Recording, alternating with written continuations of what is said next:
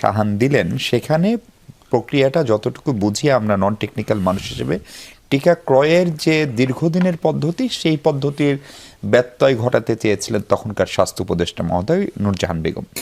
এবং প্রফেসর ইউনূসের যে কয় সময়ে যে কয়জন উপদেষ্টা চূড়ান্ত রকমের অদক্ষতা দেখিয়েছেন এবং ওই সময়েও সেটি সমালোচিত হয়েছে, সেটি সম্ভবত স্বাস্থ্য উপদেষ্টা তার ভিতরে শীর্ষে থাকবেন।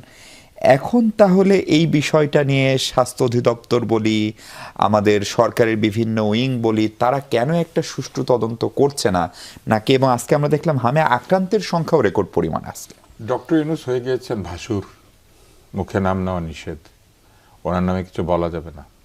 ভাসুর আসলে অসুর ছিলেন এবং উনি যে অসুর সেটার প্রমাণ উনি করেছেন। উনি নিয়োগ দিয়েছিলেন নূরজাহান বেগমকে। উনি নূরজাহান বেগমকে নিয়োগ দেওয়ার সাথে সাথে যে কয়েকটি সংগঠন এবং ব্যক্তি এটা প্রতিবাদ করেছিলেন তার মধ্যে আমি ছিলাম। ফেসবুকে আমার রিল আছে, আমি বলেছিলাম যে অযোগ্য উপদেষ্টা আমাদের স্বাস্থ্য ব্যবস্থার 12টা বাজাবে, বাজিয়েছেন। কাঙ্গাল আমি, বাঙ্গালও আমি, এবং আমাদের মতো কাঙ্গাল এবং বাঙ্গালদের কথা বাসি হলে ফলেছে। উনি একটা স্বাস্থ্য কমিশন করেছিলেন। ওনার যতগুলি কমিশন তার মধ্যে 2টা হচ্ছে সবচেয়ে খারাপ ছিল, তার মধ্যে একটা নারী কমিশন আর একটা হচ্ছে স্বাস্থ্য কমিশন। সেখানে উনি রাজনীতিকরণ এবং দলীয়করণকে প্রশ্রয় দিয়েছিলেন। এটা বলতে গেলে আপনার এরকম 2টা অনুষ্ঠান লেগে যাবে। আমি শুধু পরিষ্কারভাবে কিছু জিনিস বলি যে কারণে হামেরই আউটব্রেক হয়েছে। এফডিএসআর নামে আমাদের একটি অরাজনৈতিক সংগঠন আছে। এফডিএসআরও চিঠি দিয়ে এটা প্রতিবাদ করেছিল, বিবৃতি দিয়েছিল যে নূরজাহান বেগমকে উপদেষ্টা করাটা ঠিক হয় নাই। স্বাস্থ্য ব্যবস্থা একটা অত্যন্ত জটিল বিষয় এবং এটা একটা ক্রমচলমান বিষয়। এটা বন্ধ হতে পারবে না কোনোভাবে, ডে টু ডে। এটা প্রত্যেক মিনিটে মিনিটে এটা কেয়ার নিতে হয়। এই জায়গাতে এমন একজন লোককে দিয়েছিলেন যার জীবনের অভিজ্ঞতা হচ্ছে ঋণ আদায় করা, ঋণ দেওয়া, গ্রামীণ ব্যাংকে তার সহকর্মী, যার কোনো অভিজ্ঞতা নাই। যাই হোক, টিকার প্রসঙ্গে আসি। টিকা যে বিষয়টি, এটি EPI, extended programme of immunisation, এটা শুরু হয়েছিল জিয়াউর রহমানের শাসনামলে, যখন তিনি সামরিক শাসক। তার আগে 74 সালে বিশ্ব স্বাস্থ্য সংস্থা এই বিষয়ে আলোচনা শুরু করেছিল। 78 সালে আমাদের এখানে এটা শুরু হয়েছিল এবং এটা বাংলাদেশের হেলথ সিস্টেমের যে সাকসেস, তার মধ্যে সবচেয়ে সাকসেসফুল একটা জায়গা। বাংলাদেশকে যে হেলথ মিরাকল বলা হয় তার মধ্যে একটা হচ্ছে টিকা। এবং এই টিকা সংগ্রহ অবহেলা কিভাবে হয়েছিল? সরকার তখন থেকে দেখেছিলেন যে কিছু কিছু কাজ রয়েছে যে কাজগুলি ক্রমাগত চলমান না রাখলে অসুবিধা হয়। এবং এটা চলমান রাখতে গেলে কি হয় আপনি জানেন যে সরকারি কাজে দীর্ঘসূত্রিতা থাকে, টেন্ডার হয়, এটা হয়, বিডিং হয়। অনেক সময় যিনি টেন্ডার জেতেন তিনি অসমর্থ হয়ে যান, জিনিসপত্র সাপ্লাই দিতে পারেন না। তো এইসব কারণে এই জটিলতা দূর করার জন্য সরকার তার প্রাইমারি ফোকাস যেসব এরিয়াতে, সেই সব এরিয়াতে সরকার কি করেছিলেন, HPNSP, health population and nutrition sector plan, এই নামে একটা দীর্ঘমেয়াদী প্রকল্প হাতে নিতেন এবং এইখানে সরকার টাকা দিতেন। টাকা দিয়ে এইটাকে কি করতেন, এইটাকে তারা চালু রাখতেন, যার মধ্যে টিকা সংগ্রহ একটি।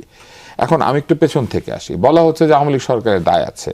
যে বাজেট অন্তর্বর্তী সরকার হাতে পেয়েছিলেন, আওয়ামী লীগ সরকার কিন্তু বাজেটটা দিয়ে ফেলেছিলেন জুন মাসে, এবং এই যে 41,407 কোটি টাকা ওই সময় সরকার বরাদ্দ দিয়েছিল, যার মধ্যে 3,356 কোটি টাকা আগের বছরের চেয়ে বেশি ছিল। কেন? 4টা বিষয় তারা বলেছিল। একটা হচ্ছে স্বাস্থ্য বিভাগে লোকজন নিয়োগ করতে হবে নতুন, কেননা লোকের স্বল্পতা আছে, এবং এটা একটা কারণ আছে। আমরা একটা গবেষণা করেছিলাম, সেই গবেষণার ফলাফলটা তখন হাতে এসেছিল। এটা করাই হয়েছিল আওয়ামী লীগ সরকারকে শিক্ষা দেওয়ার জন্য, কারণ আওয়ামী লীগ সরকার এই সমস্যাগুলিকে অবহেলা করতেন একটা সময়, যার মধ্যে একটা হচ্ছে লোকবল। আমাদের স্বাস্থ্য ব্যবস্থা আন্ডারস্টাফড এখনও। দ্বিতীয় হচ্ছে মেডিকেল সাপ্লাই চালু রাখা। অনেক ওষুধপত্র রয়েছে এবং অনেক র মেটেরিয়াল রয়েছে ফার্মাসিউটিক্যালের, যেগুলি আমাদের ইডিসিএল কিনে বানায়, এগুলোর যাতে চালু থাকে, কেননা বাংলাদেশ মধ্যায়ের দেশ হয়ে যাবে এবং হয়ে গেলে অনেক কিছু বেশি দামে কিনতে হবে।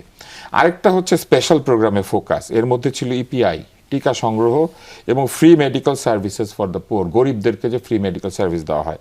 এবং সবশেষে ছিল যেটা আওয়ামী লীগ সরকার পছন্দ করতো, বাড়িঘর বানাতে, কিছু মেডিকেল কলেজ, কিছু হাসপাতাল, এগুলো বানাবে।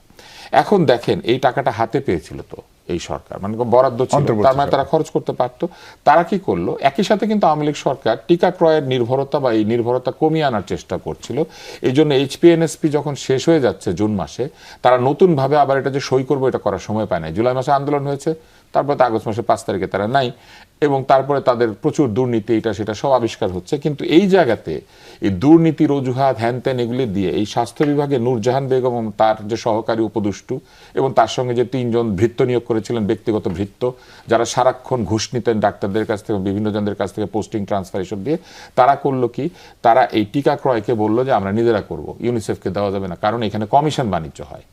এবং এই কথা বলে তারা নিজেরা এটা করতে গিয়ে পারলেন না, এবং না পেরে যে কাণ্ডটা করলেন, টিকা শুধু নয়, এই পুরো স্বাস্থ্য ব্যবস্থার বহু কার্যক্রম, 38টার মতো ওপি আছে এই এইচপি এনএসপির আন্ডারে, সবগুলি ক্ষতিগ্রস্ত হয়েছে।